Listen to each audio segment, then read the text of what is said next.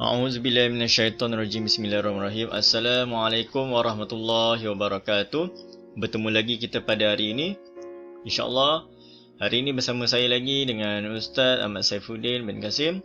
InsyaAllah hari ini Ustaz akan kongsi bersama-sama kamu pelajaran ibadat darjah 5, tajuk yang kedua iaitu perkara sunat ketika solat.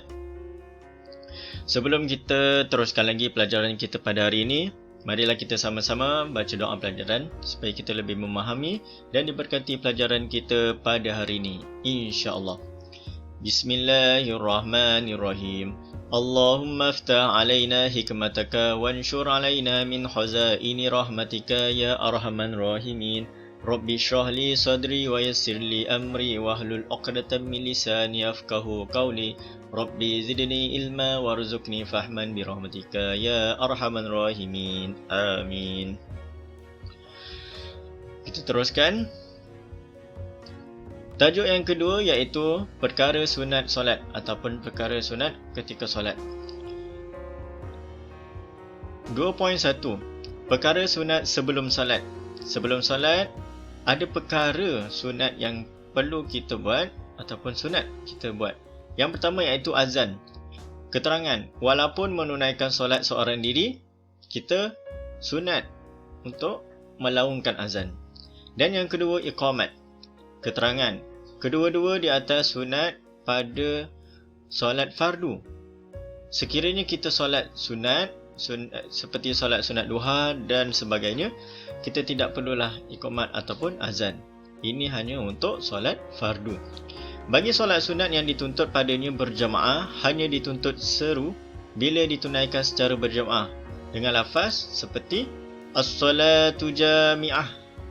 Salatu jami'ah rahimakumullah. Itu untuk solat berjamaah kalau solat sunat. Dan 2.2, perkara sunat dalam solat. Kalau yang tadi sebelum solat, yang ini perkara sunat dalam solat. Terbahagi kepada dua, iaitu sunat ab'ad dan sunat hayat. Yang pertama, sunat ab'ad dan sunat hayat. Kita teruskan. Apakah perkara-perkara sunat ab'ad? Ada 9 perkara. Yang pertama, membaca tasyahud awal. Yang kedua, selawat kepada Nabi Muhammad sallallahu alaihi wasallam selepas tasyahud awal. Ketiga, selawat kepada keluarga Nabi Muhammad sallallahu alaihi wasallam selepas tasyahud akhir. Keempat, duduk bagi membaca yang pertama hingga yang ketiga. Kita disunatkan untuk duduk ketika membaca ketiga-tiga ini.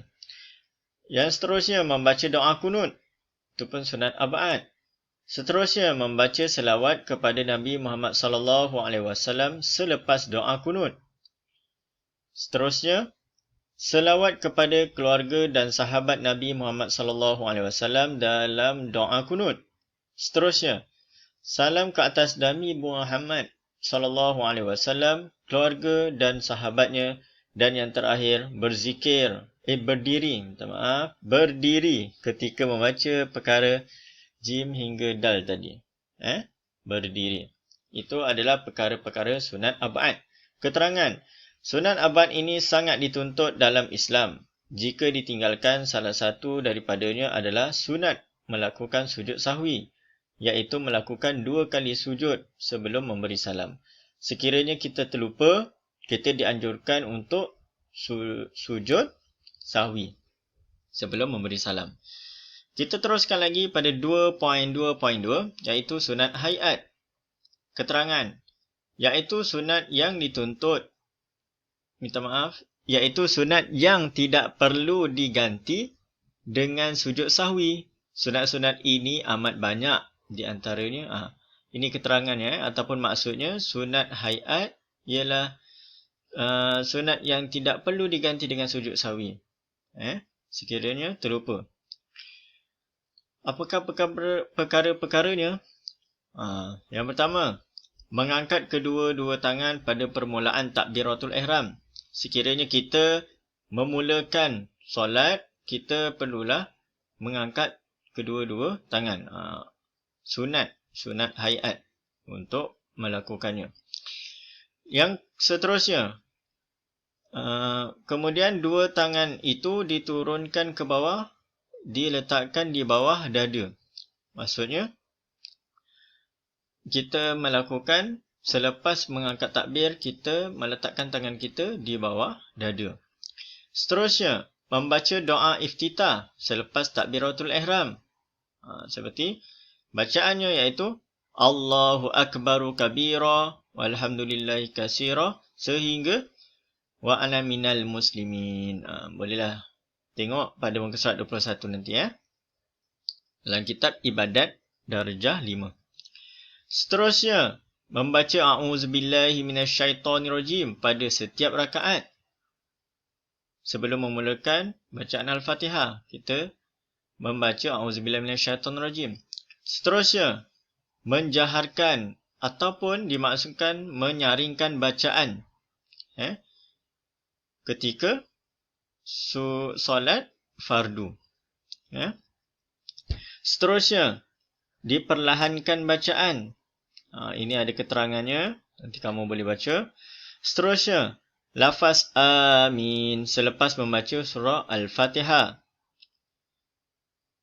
Seterusnya, membaca surah.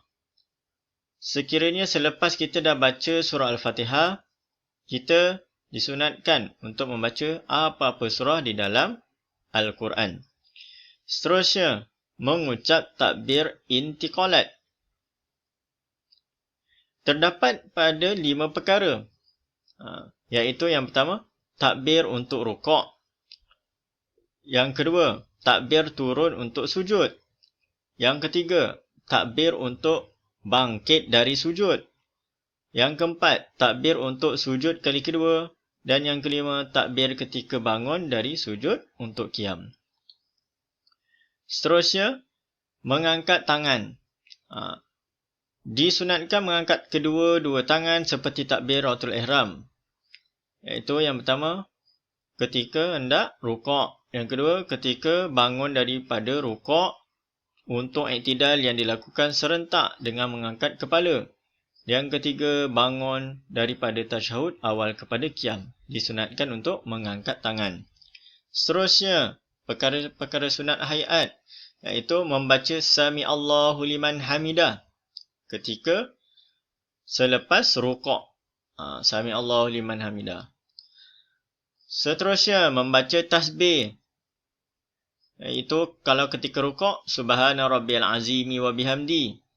Sekurang-kurangnya sekali ataupun 3 kali. Dan ketika sujud, Subhana rabbiyal a'la wa bihamdi. Seterusnya, meletakkan 2 tapak tangan di atas 2 paha. Ini dilakukan ketika duduk tasyahud awal dan akhir. Seterusnya, membaca doa kunut. Disunatkan membaca pada rakaat kedua solat subuh, dalam solat witir, separuh kedua dalam bulan Ramadan, pada Ramadan dan pada tiap-tiap solat jika berlaku bala atau musibah. Seterusnya, ketika duduk antara 2 sujud, sunat dibaca Rabbi firli warhamni wajburni warfa'ni wadini wa'afini wa'fu'ani. Ini adalah bacaan ketika duduk antara 2 sujud. Disunatkan. Yang seterusnya, membaca doa selepas membaca tasyahud dan selawat di tasyahud akhir. Allahumma ghfirli ma qaddamtu wa ma akhartu sehingga ala dinik. Ini pun sunat untuk kita baca. Yang seterusnya, duduk secara tawaruk ketika tasyahud akhir. Nanti insya-Allah akan datang, Ustaz akan terangkan apa itu duduk tawaruk. Dan yang terakhir iaitu memberi salam yang kedua. Itulah tadi antara perkara-perkara sunat hayat yang kita dapati dalam buku ini. InsyaAllah. Pada pertemuan akan datang, kita akan masuk pada perbezaan antara lelaki dan perempuan serta hunsa dalam solat. Setakat ini saja pertemuan kita pada kali ini. InsyaAllah yang baik itu datang daripada Allah, yang buruk itu datang daripada keilafan dan kesalahan Ustaz sendiri.